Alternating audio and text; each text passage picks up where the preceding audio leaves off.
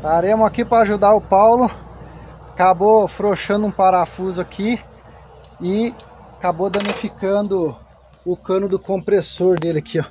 Frouxou esse parafuso e essa peça foi tripidando, quebrou o cano do compressor. Parece aquela pecinha ali, Paulo. Aí essa pecinha aqui, ó, é a que fica dentro aqui, né? Aí a gente retirou, mas não consegue tirar essa argola ali, ó, que vai aqui no cano. O que nós vamos ter que improvisar agora vai ser a gambiarra. Que nunca saia de moda a gambiarra. Coloca o parafuso no lugar, vem aqui com o alicate e entorta essas pontinhas aqui, ó. Não é para vedar o ar 100%, mas vai evitar que o cano saia de volta do parafuso. Vamos ver na prática se vai dar certo. Nós temos com sorte ou não hoje. Coloquemos no lugar.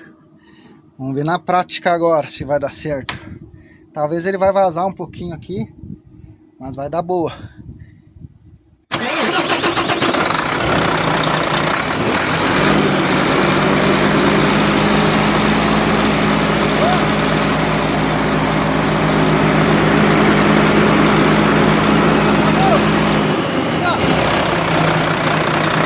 E assim vamos levando a vida.